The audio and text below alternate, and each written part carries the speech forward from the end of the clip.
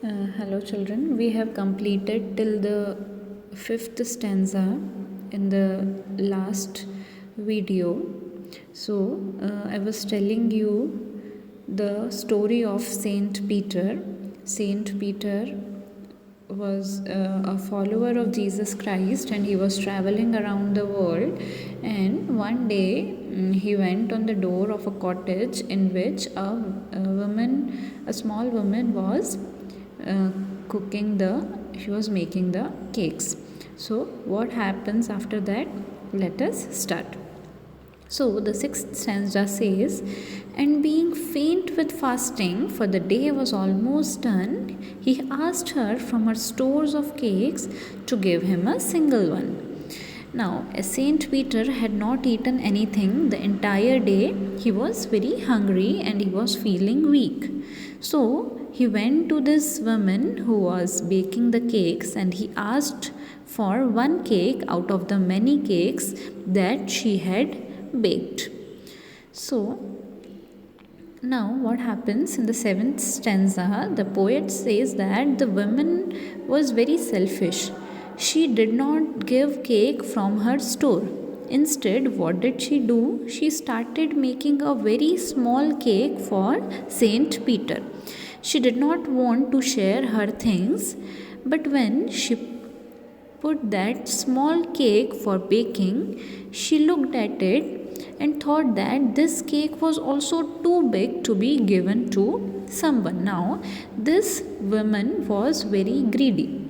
She thought that if she would give the cake to Saint Peter, her cakes would be reduced and uselessly it will be wasted. So, she made a very small cake, and that small cake also seemed too big to her to be given to Saint Peter. Now, what happens in the next seventh stanza? The poet says, "Therefore she needed another and still a smaller one, and it looked, when she turned it over, as large as the first had done." Now, needed means to make dough, to prepare a dough from the flour by which cake will be made. So, the little miser woman thought that the cake was too big to be given away to Saint Peter, so she started making another smaller cake. Now, when she looked at that cake, now again she feels that it was also too big and it was as big as the previous one. Now, again, she was not ready to give this cake to Saint Peter. Then, in the ninth stanza, then she took a tiny scrap of dough and rolled it flat and baked it thin as a wafer, and she couldn't part with that. Now, here, the third time, what did she do? She already tried to make small cake twice, but that small cakes also seemed big to her. Now the third time, what did she do? She scrapped means to take a small amount of something. So she scrapped a tiny dough, small amount of dough, and rolled it. She rolled it flat. The poet says that she rolled, and this particular words, she rolled, this lay emphasis on the fact that she rolled the dough and made it very thin like a wafer, and baked it. But that woman was so greedy that she couldn't even give that thin piece of bread to the saint. Now further, in the 10th stanza, "For," she said, "my cakes that seem too small when I eat of them myself, and yet too large to give away." So she put them on the shelf. Now, the woman was so greedy that she even did not wanted to give that small thin piece of bread to the saint. And she gives the reason that when she eats the cakes, she felt that they were very small, but if she had to give them to someone, she felt that they were too big to be given away. So she puts all the cakes on the shelf of her kitchen and she did not give any cake to Saint Peter.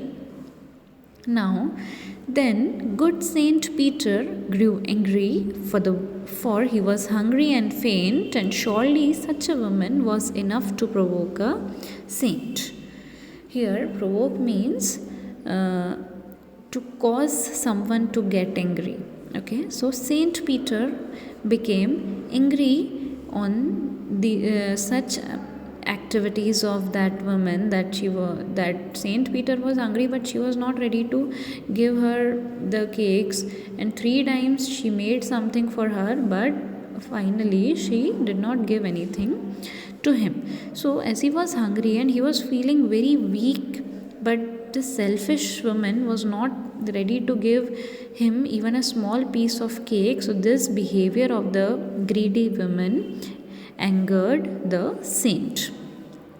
Now further, and he said, "You are far too selfish to dwell in a human form, to have both food and shelter and fire to keep you warm."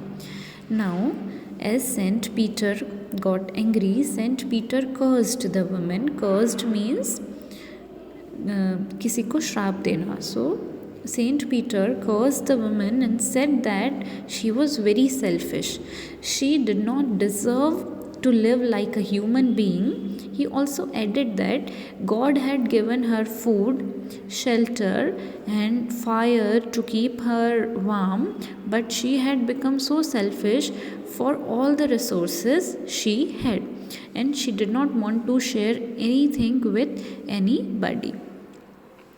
So, now you shall build as the birds do, and shall get your scanty food by boring and boring and boring all day in the hard, dry wood. Now, what curse did Saint Peter give to that miser woman? So, he says that she would become a bird now. In present, she is living a good human life in which she is having everything, good food to eat, a shelter to live, a good comfort all around, but she has become selfish due to all this. So Saint Peter cursed the woman that as she had become so selfish, so now she would become a bird because she did not deserve the human form.